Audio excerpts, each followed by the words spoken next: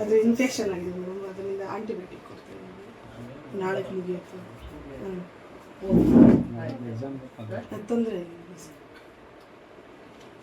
ಇದೆಯಾ ಓದಿದೆಯಾ ಎಕ್ಸಾಮ್ಗೆ?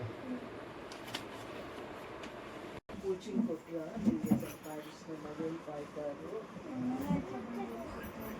ಮನೆ ಹತ್ರ ಬಂದು ಹೇಳ್ಕೊಡ್ತಿದ್ರ?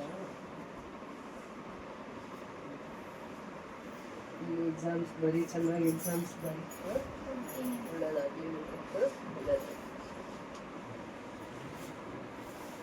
3 months ಆಯ್ತೇನು, 3 ತಿಂಗಳಾಯ್ತು. ಇವರೂ ಎಲ್ಲ ಗಲಾಟೆ ಪಾಪ ಆ ಮಗುದು ಏನೂ ತಪ್ಪೇ ಇರಲಿಲ್ಲ.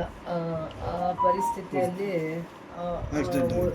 ಓದಕ್ಕೆ ಹೋಗಿದ್ಲು, ಏನೋ ವಾಪಸ್ ಬರೋವಾಗ ಆ ಥರದ್ದು ಬಂದು ಸ್ಕೂಲ್ಗೆ ಹೋಗಿ ವಾಪಸ್ ಬರೋವಾಗ ಕತ್ಲಲ್ಲಿ ಟ್ರ್ಯಾಕ್ಟ್ರ್ ಅವರು ಈ ಥರ ಒಂದು ತೊಂದರೆ ಮಾಡಿದ್ರು. ಮಗುದು ತಪ್ಪಿಲ್ಲ, ತಂದೆ ತಾಯಿ ಸಫರರ್ ಆದರು. ಇವತ್ತು ಆ ಮಗು ಎಷ್ಟು ನೋವು ತಿಂತೋ ಏನೋ, ಮುಂದೆ ಮಾತಾಡಬಾರ್ದು, ಆದರೆ ಮುಂದೆ ಆ ಮಗು ಒಳ್ಳೆ ಭವಿಷ್ಯ ಇರುತ್ತೆ ಅಷ್ಟೇ. ದೇವ್ರ ಆ ಮಗುನ ಕಾಯುತ್ತೆ ಅನ್ನೋದು ನಾನು.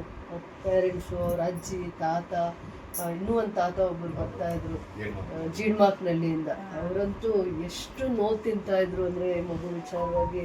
ಏನಾದರೂ ಸಾಧಿಸತ್ತಿ ಮಗು, ಏನಾದರೂ ಸಾಧನೆ ಮಾಡೇ ಮಾಡ್ತಾಳೆ ನನಗನ್ಸುತ್ತೆ. ಅವಳು ಅಷ್ಟು ಕಾನ್ಫಿಡೆನ್ಸ್ ಇದೆ.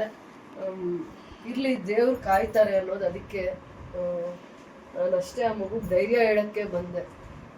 ಪೇರೆಂಟ್ಸು ಕೂಡ ತುಂಬ ಚೆನ್ನಾಗಿ ನೋಡ್ಕೊಂಡಿದ್ದಾರೆ, ಅವ್ರ ಅಜ್ಜಿ ತಾಯಿ ಎಲ್ಲ. ಅವಳಿಗೆ ಗೊತ್ತು ಏನಾಗಬೇಕು, ಏನು ಓದಬೇಕು ಅನ್ನೋದು ಅವಳಿಗೂ ಗೊತ್ತಿದೆ. ಸ್ಪೋರ್ಟಿವ್ ಆಗಿ ತಗೋಕಂದ, ಸ್ಪೋರ್ಟಿವ್ ಆಗಿ ತಗೋ. ಯಾವತ್ತೂ ನೀನು ಇದು ಮಾಡಬೇಡ, ಧೈರ್ಯ ಕಳ್ಕೊಂಬಲ್ಲ. ಗುಡ್. ಟ್ರೀಟ್ಮೆಂಟ್ಗೆ ಬಳಸ್ಕೊಳ್ಬೇಕಮ್ಮ ಇದೆಲ್ಲ.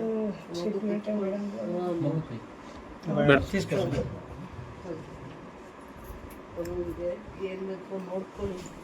ಅದೊಂದು ನೋವೇ ತಂದೆ ತಾಯಿಗೆ, ಆದರೆ ಆ ಮಗು ಸಾಧಿಸೋ ತಕ್ಷಣ ಮಾಡಬೇಡಿ.